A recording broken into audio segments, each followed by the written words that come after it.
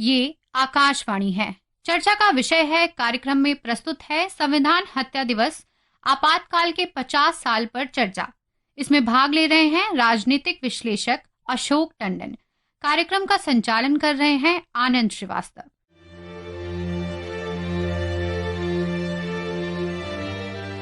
उम्मीदों के साए में भविष्य के सुंदर सपने संजोने वाली जिंदगी के हिस्से में कुछ रातें ऐसी भी आती हैं जो बहुत काली, गहरी और भयावह होती है।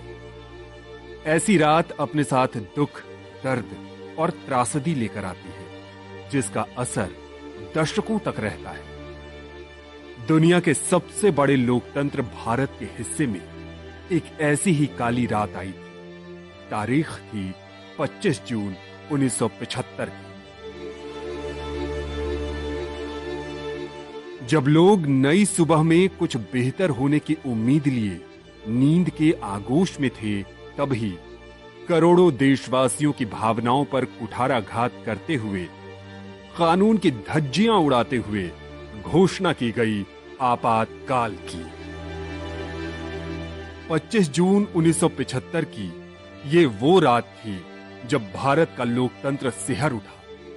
इस दिन संविधान को कुचला गया, अभिव्यक्ति की स्वतंत्रता को दबाया गया, बोलने की आजादी छीन ली गई, प्रेस पर सेंसरशिप का ताला लग गया, जबरन नसबंदी कराई गई और मौलिक अधिकारों को हथकड़ी पहना दिया गया। 25 जून की रात को उस समय की प्रधानमंत्री इंदिरा गांधी ने संविधान के अनुच्छेद 352 के तहत आपातकाल की घोषणा कर दी। ये फैसला बिना कैबिनेट की मंजूरी के रातों रात लिया गया। राष्ट्रपति फखरुद्दीन अली अहमद ने मध्य रात्रि में इस पर हस्ताक्षर किए और देश आपातकाल के अंधेरे में डूब गया। 26 जून की सुबह आकाशवाणी पर मधुर संगीत रुक गया और वो उद्घोषणा हुई जिसने भारत में संविधान की हत्या कर दी। भाइयों और बहनों, राष्ट्रपति जी ने आपातकाल की घोषणा की है। इससे आतंकित होने का कोई कारण नहीं है। शहरों से लेकर गांव-गांव तक आपातकाल की आहट पहुंची। आपातकाल सिर्फ अपराधियों के खिलाफ नहीं, बल्कि हर उस आवाज के खिलाफ थी जो सत्ता से सवाल पूछती थी। विपक्षी नेताओं जयप्रकाश नारायण, अटल बिहारी वाजपेयी, लाल कृष्ण आडवाणी जैसे नेताओं को रातों रात जेल में कैद कर लिया गया। जेलें इतनी भर गईं कि जगह कम पड़ने लगी। इस तानाशाही रवैये के खिलाफ गली, नुक्कड़, चौक चौराहे पर लोकतंत्र की बहाली के नारे लगाए जाने लगे। हजारों की तादाद में सत्याग्रही जाएंगे। उन सत्याग्रहियों में जयप्रकाश नारायण भी होगा। मैं भी सत्याग्रह उस दिन करूंगा और वहां चाहे मेरी गिरफ्तारी हो, चाहे जो भी हो, अब न्याय होगा। जमानत पर चाहे ये क्रांति होगी। ये सारा संघर्ष करेगा। वो ऐसा दौर था जब मानवता का चीर हरण हो रहा था। संवेदनाएं मर गई थीं, जीवन जिया नहीं जा रहा था, सिर्फ सांसें ली जा रही थी। जनता के वोटों से चुनी गई सरकार ने अपने हितों के लिए करोड़ों नागरिकों को असमंजस और अंधकार के दलदल में फंसा दिया। उस दौर में जेल में डाले गए पूर्व प्रधानमंत्री और भारत रत्न से सम्मानित अटल बिहारी वाजपेयी ने उस दौर की वानगी अपनी कविता में कुछ इस तरह पेश की है।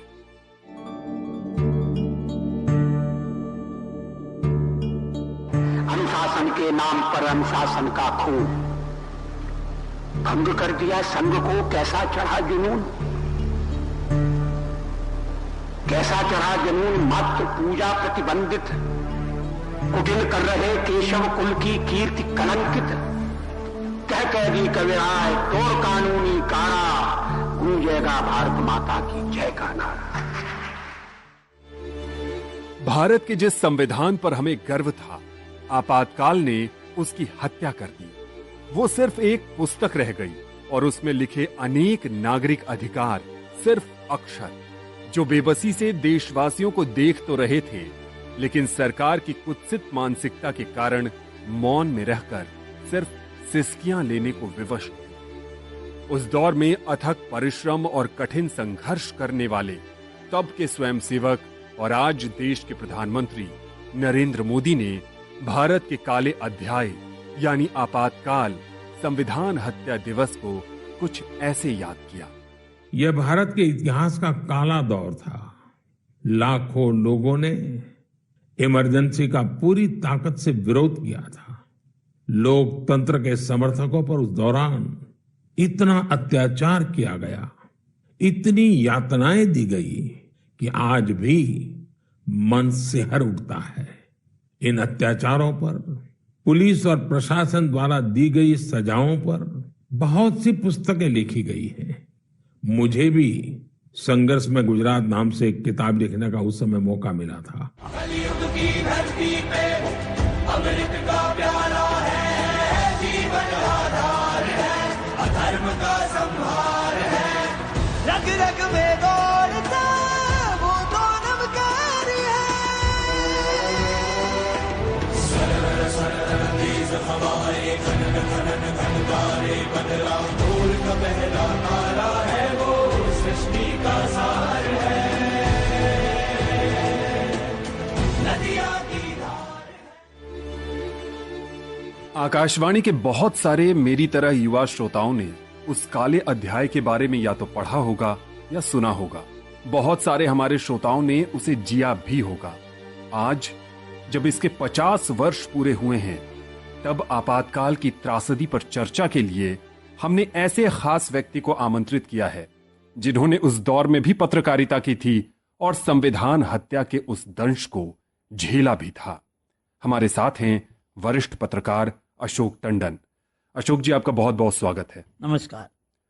सबसे पहले आपसे ये समझना चाहेंगे कि किन परिस्थितियों में देश में वो आपातकाल लगा था। 25 जून 1975 से 21 मार्च 1977 के बीच भारत के संविधान को डिरेल कर दिया गया था। सच्चाई ये थी कि देश में छात्र आंदोलन बहुत जोर पकड़ रहे थे। गुजरात में नवनिर्माण आंदोलन चल रहा था, जिस समय उसमें एक युवा नरेंद्र मोदी भी शामिल थे।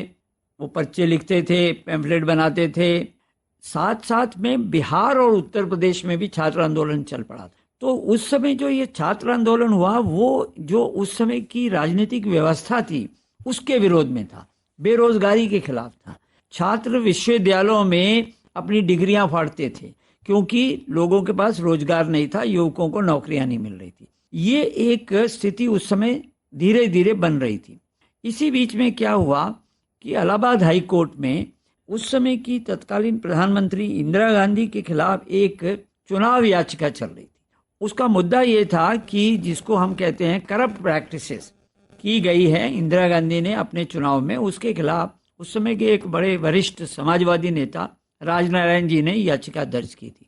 और राजनारायण जी की तरफ से उस समय एक वरिष्ठ वकील थे शांति भूषण, वो इस केस को लड़ रहे थे। अब इन सब के बीच में ये एक जजमेंट आ गई जिसमें इनका चुनाव को रद्द कर दिया गया। तो जो जिसको ट्रिगर पॉइंट कहते हैं वो था श्रीमती इंदिरा गांधी का चुनाव रद्द किया जाना। अब उस समय प्रश्न ये उठा कि अगर चुनाव रद्द किया गया है तो उसके लिए अगर प्रधानमंत्री को अपील करनी है हाई कोर्ट में, लेकिन उन्हें एक बार तो त्याग पत्र देना पड़ेगा। अब उस समय जो उनके सलाहकार थे उनका ये मानना था कि ये आपके खिलाफ एक षड्यंत्र है, अगर आप त्याग पत्र देंगी तो फिर आप कभी प्रधानमंत्री नहीं बन पाएंगी, तो इसलिए त्याग पत्र न दिया जाए। और उस समय प्रधानमंत्री इंदिरा गांधी के जो मुख्य सलाहकार थे उसमें उनके सुपुत्र संजय गांधी शामिल थे। उस पर जितनी फिल्म भी बनी है इमरजेंसी पर, उसमें भी दिखाया गया है कि संजय गांधी ने किस तरह से अपनी माताजी को कहा कि आप रिजाइन नहीं करेंगी और देश में आपातकाल लगाना चाहिए। तो उस समय के जो कानून मंत्री थे सिद्धार्थ शंकर रे, उनको बुलाकर कहा गया कि आप एक ड्राफ्ट बनाइए कानूनी तौर पर जिसके अंतर्गत हम इमरजेंसी लगाएं। तो इमरजेंसी लगाने का निर्णय जो हुआ उस समय आधी रात को उस समय के राष्ट्रपति फखरुद्दीन अली अहमद साहब को उठाया गया और उनसे वो जो इमरजेंसी की घोषणा का प्रोक्लेमेशन कहते हैं जिसको, वो साइन करवाया गया और रात 12 बजे से इमरजेंसी को लागू कर दिया गया। आपने अपने भी बताया कि देश को आंतरिक खतरा था, ये इंदिरा जी ने बोला था राष्ट्रपति को। ये खतरा क्या राजनीतिक विपक्षी पार्टियों के नेताओं से था? क्योंकि उस दौर में बहुत सारे नेताओं को जेल में डाल दिया गया था और कहा गया था कि इन्होंने ही देश की शांति को भंग किया है।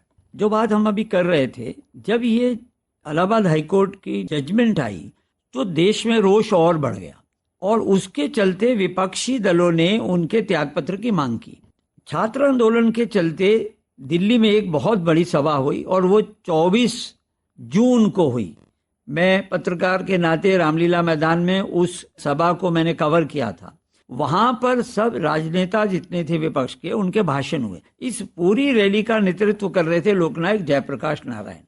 जयप्रकाश नारायण ने उसमें जो भाषण दिया उसको एक आधार बनाया इंदिरा गांधी ने। जयप्रकाश नारायण जी ने कहा था कि सिंहासन खाली करो कि जनता आती है। ये एक पंक्ति है रामधारी सिंह दिनकर की कविता की, और इसका अर्थ निकालकर ये कहा गया इंदिरा गांधी की ओर से, जो उन्होंने अपने ब्रॉडकास्ट टू द नेशन में भी कहा कि मेरी सत्ता का तख्ता पलटने की कोशिश हो रही है। जयप्रकाश नारायण जी सेना को भड़का रहे हैं, देश में अराजकता फैलाने की कोशिश हो रही है और आंतरिक सुरक्षा को ध्यान में रखते हुए मुझे मजबूरन देश में आपातकाल लगाना पड़ता है। तो विपक्ष के नेता तो अपनी एक भूमिका निभा रहे, लेकिन हुआ क्या, रात 12 बजे से धरपकड़ शुरू हो गई। मुझे बहुत अच्छी तरह से याद है, हम लोग वो रैली कवर करके अभी घर पहुंचे ही नहीं थे, फोन आ गया कि ऐसी सूचना है कि लोकनायक जयप्रकाश नारायण को राउज एवेन्यू वहां से उनको गिरफ्तार कर लिया गया है। और उसके बाद तो लगातार फिर ये हुआ कि मदरलैंड के ऑर्गेनाइजर के एडिटर जो KR मलकानी गिरफ्तार हो गए। तो दिल्ली में धरपकड़ चली। तो दिल्ली में लगातार सारी रात जितने भी नेता हो सकते थे या RSS के लीडर थे, उनके छापे मारकर उन लोगों को गिरफ्तार किया गया। तो ये रात भर चला। तो उस रात की तो ये कहानी है कि सुबह 4 बजे तक बहुत सारे नेता, दिल्ली की बात अगर करें तो गिरफ्तार हो गए थे।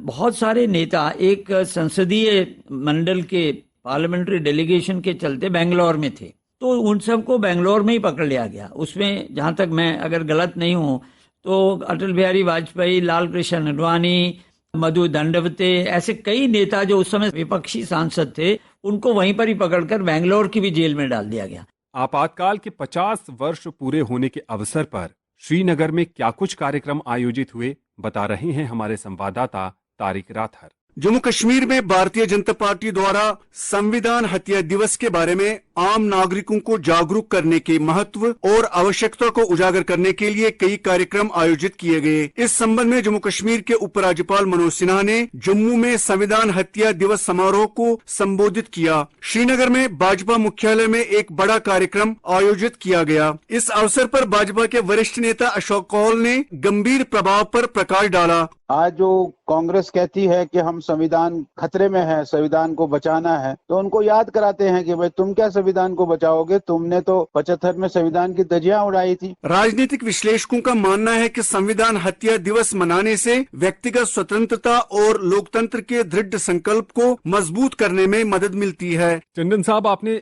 दिल्ली की बात की और ये भी बताया कि दिल्ली में किस तरह बहुत सारे नेता यहाँ पर इकट्ठा हुए थे और उन्होंने रैलियां की, जनता से संवाद करने की कोशिश की। दिल्ली की ही एक घटना घटी थी तुर्कमान गेट से जुड़ी। इंदिरा सरकार का तात्कालिक आदेश ये था कि दिल्ली को झुग्गियों से मुक्त किया जाए, और जब ये आदेश आया, लोगों ने इसका विरोध प्रदर्शन किया तो पुलिस ने विरोध प्रदर्शनकारियों के सामने आग जला दी। इस तरह का व्यवहार किया, उन पर डंडे बरसाए गए कि वहां कई लोगों की जान गई और बहुत सारे लोग घायल भी हो गए। टंडन साहब, आप खुद भी पत्रकार थे उस समय और कई मीडिया संस्थानों से भी जुड़े हुए थे। आपातकाल में मीडिया का गला घोंट दिया गया था, संपादकों पर अंकुश लग गया था और कुछ को कारावास भी भेज दिया गया था। छपता वही था जो सरकार चाहती थी। आपसे ये समझना चाहेंगे कि क्या थी अखबारों की वास्तविक स्थिति, संपादकों को क्या स्वतंत्रता थी और उस समय क्या कुछ चल रहा था मीडिया जगत में। ये 25 जून की रात 12 बजे के बाद अखबारों की कम्युनिकेशन लाइन बंद कर दी गई थी, कईयों की बिजली काट दी गई थी, क्योंकि उस रात जो अखबार छपने वाले थे वो अगले दिन देश की जनता के सामने आने वाले थे। तो रात को ये परिस्थिति पुलिस ने पैदा की कि अगले दिन अखबार ना छपे और अधिकांश अखबार नहीं छपे।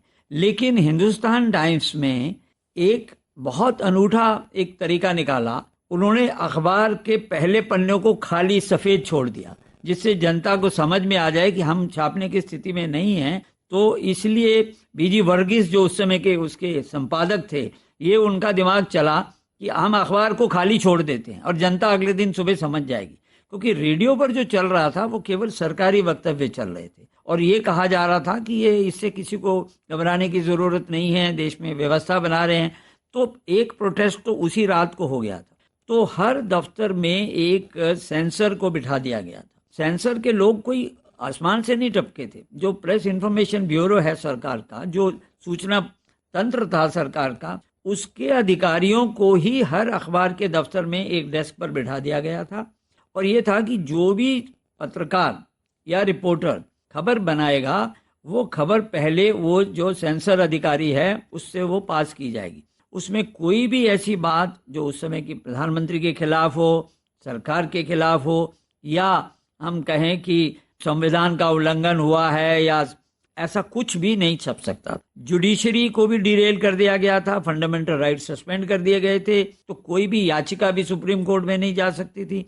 तो एक तरफ तो जो देश की बड़ी न्यूज एजेंसी थी उनकी रात को तार काट दिए गए और अगले दिन उनको कहा गया कि आप इस चिट्ठी पर हस्ताक्षर करिए कि आप अपनी मर्जी से अपनी एजेंसी को एक नई एजेंसी में मर्ज कर रहे हैं। उसका नाम रखा गया समाचार।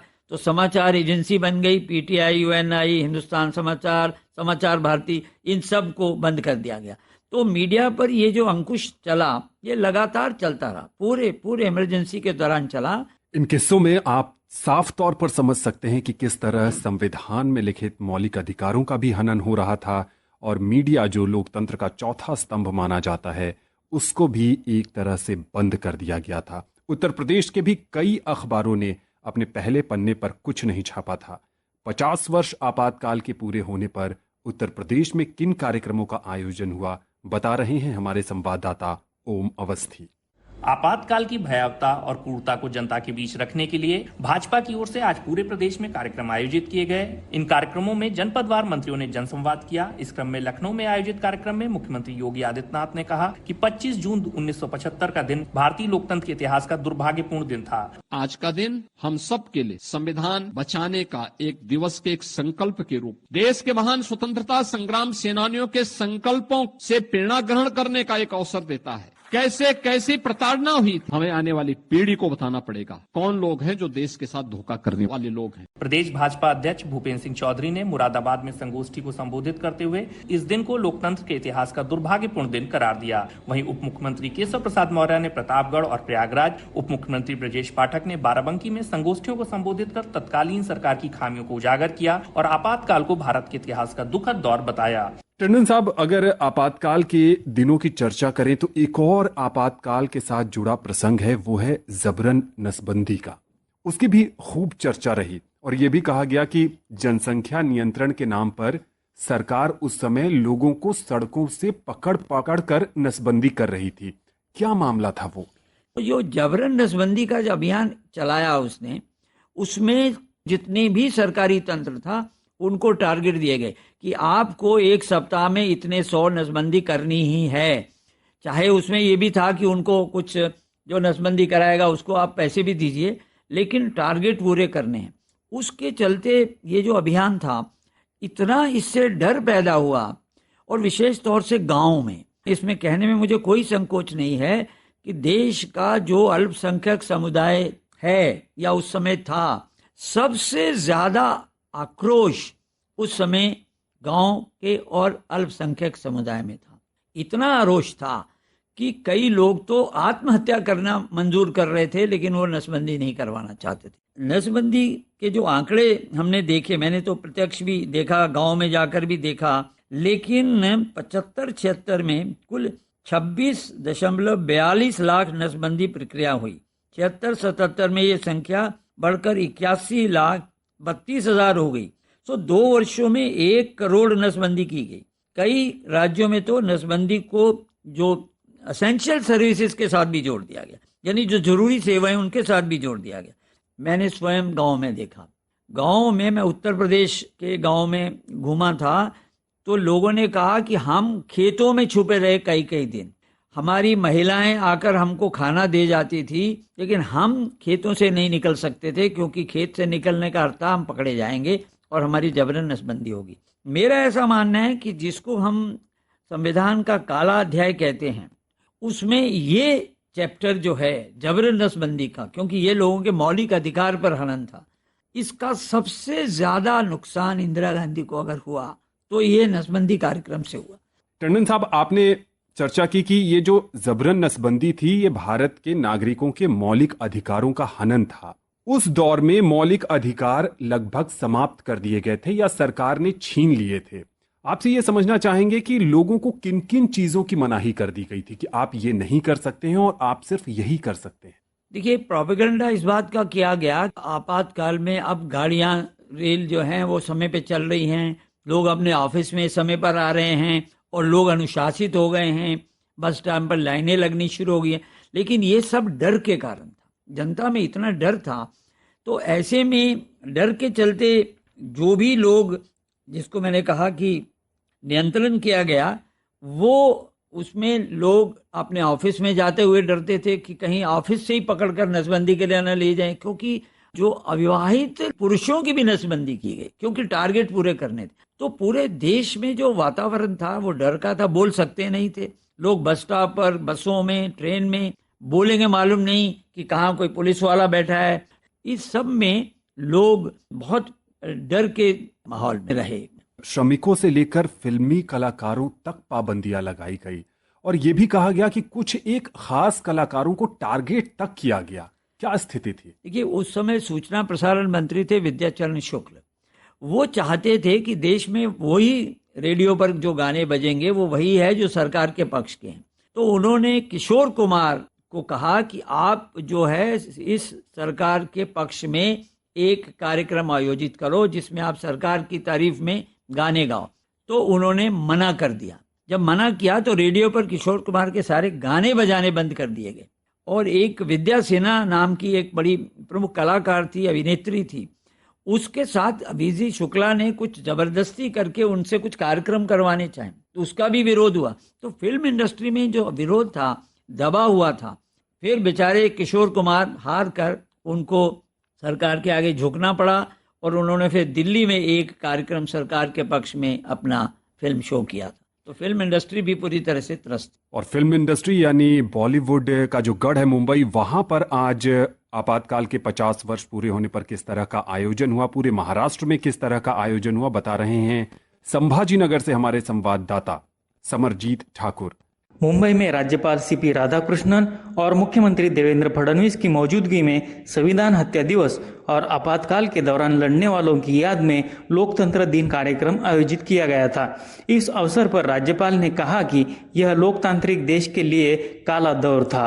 50 years ago, this day was the darkest day in the Indian democracy. So after 50 years, the dark days to be remembered. For one single thing that it should not repeat again. The democracy should be the supreme system. Maharashtra के विभिन्न जिलों में आयोजित कार्यक्रमों में आपातकाल के दौरान जेल गए लोगों को मुख्यमंत्री की ओर से प्रशस्ति पत्र प्रदान किया। धुले, परभनी, नागपुर और बीड जिलों में सम्मान समारोह आयोजित किए गए। हर बुरी चीज का अंत एक न एक दिन होता ही है।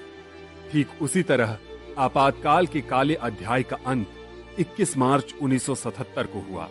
16 से 20 मार्च 1977 के बीच लोकसभा चुनाव हुए, जिसके परिणाम स्वरूप कांग्रेस पार्टी की हार हुई और 24 मार्च 1977 the emergency diaries years that forge a leader, ये नरेंद्र मोदी जी के आपातकाल के दौरान एक युवा संघ के प्रचारक के रूप में भूमिगत रहकर 19 माह तक जो आंदोलन जेपी के नेतृत्व में चला, नानाजी देशमुख के नेतृत्व में चला, वो आंदोलन में एक युवा कार्यकर्ता के नाते मोदी जी ने जिस प्रकार से संघर्ष किया, मीसाबंदी जो थे उनके घर में गए, उनकी परिजनों की पूछताछ की, उनके इलाज की व्यवस्था की। कई सारे गुप्त अखबार निकलते थे, उसको बाजारों में, चौराहों पर, विद्यार्थियों में, महिलाओं में बांटने का काम किया और गुजरात के अंदर एक संघर्ष का नेतृत्व इस युवा अवस्था में 24-25 साल के युवा नरेंद्र मोदी ने किया। आपातकाल के समय नरेंद्र मोदी के संघर्षों को उनके सहयोगियों और मित्रों ने अपने ढंग से याद किया है। उनमें शामिल हैं विष्णु पांड्या, किरोड़ी लाल मीणा, हंसमुख पटेल और प्रकाश मेहता। 12 मार्च को हम कुछ लोग बैठे हुए थे एक मीटिंग में। नरेंद्र भाई थे, देशमुख जी थे, शंकर सिंह वाघेला थे और मैं था। पांचों को इस ऐसी जिम्मेवारी सौंपी गई थी कि आप लोगों को बाहर रहना है और हमें ये साहित्य का, संगठन का, संघर्ष का, सत्याग्रह का, ये सब काम करना है। तो भूमिगत होकर पूरे देश की सामग्री का मुद्रण माननीय मोदी जी कराते थे अहमदाबाद, और देश भर में भेजना और वितरण करने की जिम्मेदारी मोदी जी की थी। नाई की दुकान पे रखी है ये लिटरेचर, क्योंकि नाई की दुकान पर काफी कॉमन मैन भी आते हैं। टंडन साहब, अगर आपातकाल के दौरान नेताओं के संघर्ष की हम बात करें तो जैसा कि आपने चर्चा के शुरू में भी कहा कि गुजरात में उस समय राष्ट्रीय स्वयंसेवक संघ के एक स्वयंसेवक के रूप में देश के वर्तमान प्रधानमंत्री नरेंद्र मोदी का भी संघर्ष था और उस संघर्ष को एक किताब में भी समाहित किया गया है। तो उस संघर्ष को संकल्प से सिद्धि तक की यात्रा के नजरिए से आप कैसे देखेंगे? जैसे मैंने शुरू में कहा कि नवनिर्माण आंदोलन गुजरात में युवा आंदोलन था, छात्र आंदोलन था। तो उस समय जितने भी युवा थे उसमें तब जो एक युवा संघ प्रचारक नरेंद्र मोदी थे वो भी उसमें शामिल थे।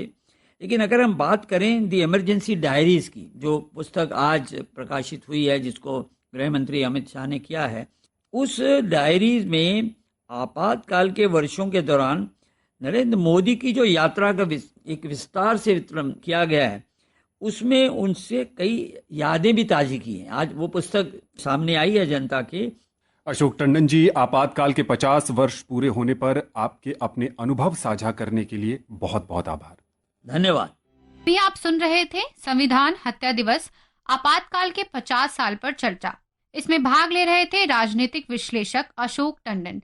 कार्यक्रम का संचालन कर रहे थे आनंद श्रीवास्तव। यह कार्यक्रम आकाशवाणी के समाचार सेवा प्रभाग द्वारा प्रस्तुत किया गया।